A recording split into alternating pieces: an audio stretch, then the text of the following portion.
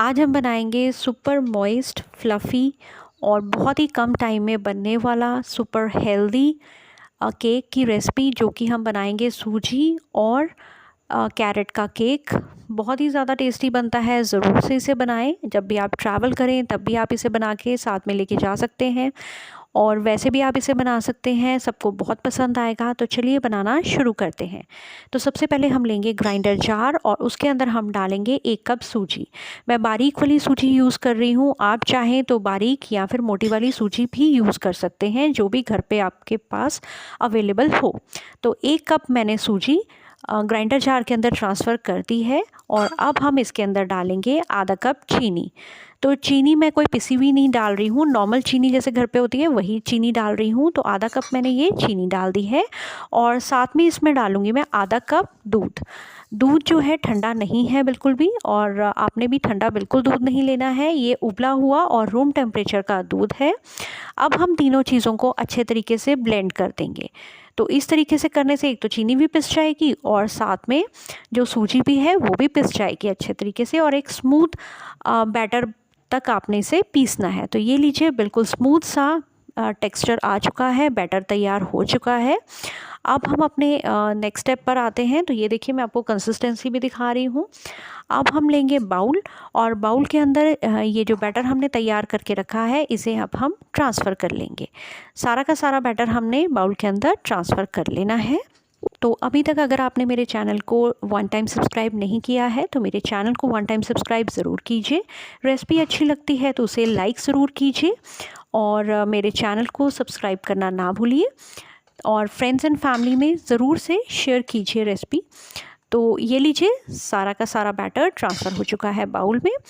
और अब हम क्या करेंगे, इसे ढक कर रख देंगे 15 से 20 मिनट के लिए, ताकि सूजी जो है अच्छे तरीके से फूल जाए। ये स्टेप करने से बहुत ही अच्छी तरीके से सूजी फूल जाती है। तो चलिए इसे साइड पे रख देते हैं, और अब हम अपने नेक्स्ट स्टेप पर आते हैं। नेक्स्ट स्टेप के लिए हम लेंगे केक टिन। तो केक टिन मैंने लिया है 6 इंच का।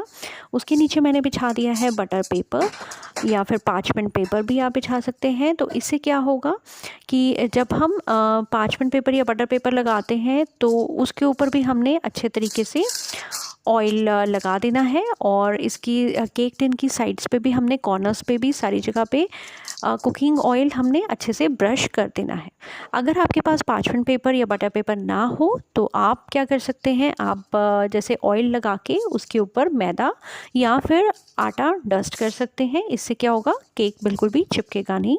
जब हम डीमोल्ड करेंगे तो केक बहुत ही आसानी से निकल आएगा। तो ये लीजिए, सारे कॉर्नर्स पे मैंने इस तरीके से ऑयल से ब्रश कर दिया है। लीजिए, अब हम केक टिन को भी साइड पे रख देते हैं और अपने अगले स्टेप पर आते हैं।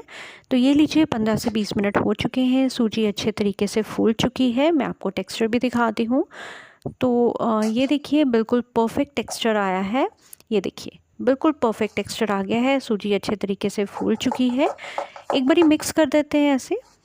तो अब इसके बाद हम इसके अंदर डालेंगे बाकी के इंग्रेडिएंट्स, जैसे कि कुकिंग ऑयल। तो कुकिंग ऑयल ध्यान रखिए, कोई भी शार्प स्मेल का नहीं होना चाहिए। मैं इसमें सनफ्लावर कुकिंग ऑयल यूज़ कर रही हूँ। तो सनफ्लावर कुकिंग ऑयल मैं यूज़ कर रही हूँ 1/4 कप। तो ये लीजिए, 1/4 कप मैंने कुकिंग ऑयल डाल दिया है। और अब हम अच्छे तरीके से कुकिंग ऑयल को भी बैटर के साथ मिक्स कर देते हैं। तो ये लीजिए, हल्के हाथों से हमने इसे मिक्स कर देना है। अच्छी तरीके से कुकिंग ऑयल मिक्स हो गया है। अब हम अपने बाकी इंग्रेडिएंट्स डाल लेते हैं, जैसे कि मैं इसमें डाल रही हूँ दालचीनी का पाउडर। दालचीनी के पाउडर का बहुत ही अच्छा टेस्ट आता है और फ्लेवर बहुत ही अच्छा आता है। तो 1/4 टीस्पून मैंने इसमें दालचीनी का पाउडर डाल दिया है। अगर आपके पास दालचीनी का पाउडर ना हो तो दालचीनी स्टिक्स लेके आप उसे ग्राइंड भी कर सकते हैं ग्राइंडर जार में। तो अच्छे तरीके से हमने इसे मिक्स कर लेना है। और अब हम इसके अंदर डालेंगे कद्दूकस की हुई 1 कप गाजर। तो गाजर को मैंने क्या किया, पहले अच्छे तरीके से उसे छील लिया। छीलने के बाद, धोने के बाद मैंने उसको ग्रेट कर लिया। मोटे वाले कद्दूकस से मैंने इसे कद्दूकस कर लिया है। तो उसे हम डाल देंगे। क्वांटिटी में 1 कप है। अच्छे तरीके से हमने गाजर को भी मिक्स कर देना है, ध्यान रखिए। हमने बहुत हल्के हाथ से ही सभी चीज़ों को मिक्स करना है इस तरीके से। तो ये लीजिए कद्दूकस की हुई गाजर सारे बैटर के अंदर अच्छे तरीके से मिक्स हो चुकी है। तो मैं आपको टेक्सचर भी दिखाती हूँ, ये देखिए इस तरीके का टेक्सचर आ जाएगा। तो अब हम इसके अंदर डालेंगे 1 चम्मच बेकिंग पाउडर। बेकिंग पाउडर भर के हमने चम्मच नहीं लेना है, लेवल्ड लेना है हमने बेकिंग पाउडर का। और साथ में इसमें डालेंगे हम आधा चम्मच बेकिंग सोडा। बेकिंग सोडा को भी हमने लेवल्ड लेना है, बहुत भर के नहीं लेना है। और इसके ऊपर हम थोड़ा सा दूध डालेंगे। ध्यान रखिए अभी भी जो इसके ऊपर हमने दूध डालना है वो रूम टेम्परेचर का होना चाहिए, उबला और रूम टेम्परेचर पे होना चाहिए। और इस तरीके से करने से जो बेकिंग पाउडर और बेकिंग सोडा है अच्छे तरीके से एक्टिवेट हो जाएंगे। तो अभी हमने हल्के हाथों से इसे मिक्स कर देना है सारे बैटर के अंदर। तो ये लीजिए अच्छे तरीके से हमने मिक्स कर रहे हैं और सारी चीज़ें अच्छे तरीके से मिक्स हो चुकी हैं, बिल्कुल परफेक्ट टेक्सचर आ चुका है। तो ये देखिए मैं आपको कंसिस्टेंसी भी दिखा रही हूँ, बिल्कुल परफेक्ट कंसिस्टेंसी है। तो चलिए अब हम केक टिन के अंदर ट्रांसफ़र कर लेते हैं। तो तैयार किए हुए केक टिन के अंदर हम सारा बैटर ट्रांसफ़र कर लेंगे। तो ये लीजिए हमने ट्रांसफ़र कर रहे हैं सारा बैटर।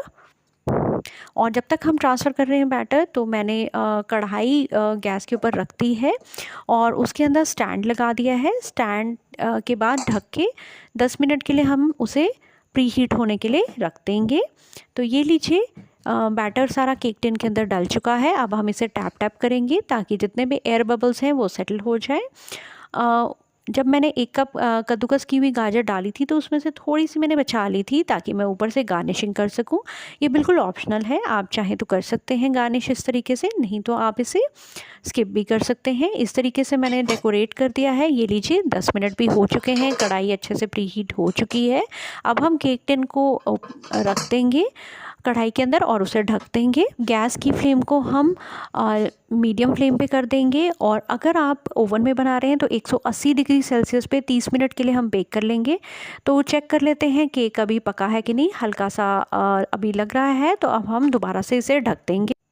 चलिए अब दोबारा से एक बार फिर चेक कर लेते हैं कि अभी केक पका है कि नहीं। तो ये लीजिए हम नाइफ़ डाल के एक बार दोबारा से चेक कर लेते हैं। तो ये लीजिए बिल्कुल परफेक्ट केक पक चुका है। जो नाइफ़ है वो बिल्कुल क्लीन बाहर आई है। तो इट मीन्स कि हमारा केक बिल्कुल परफेक्टली बेक हो चुका है। तो अब हम गैस की फ्लेम को ऑफ़ कर देंगे और केक को ठंडा होने देंगे। तो वो लीजिए केक ठंडा हो चुका है।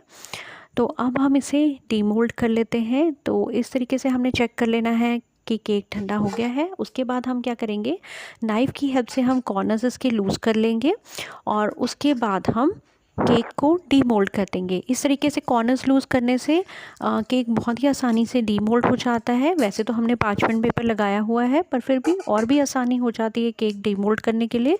तो ये लीजिए प्लेट मैंने रख दी थी और उसके बाद ये लीजिए प्लेट के ऊपर हम निकाल देते हैं, डीमोल्ड कर देते हैं केक को। जो पार्चमेंट पेपर हमने लगाया था उसे हम निकाल देते हैं। तो ये देखिए बहुत ही परफेक्ट टेक्सचर आया है केक का। मैं आपको क्लोजली भी दिखाती हूँ। बहुत ही स्पंजी ये केक तैयार हुआ है, बहुत ही फ्लफ़ी है, खाने में बहुत ही ज़्यादा टेस्टी ये बनता है।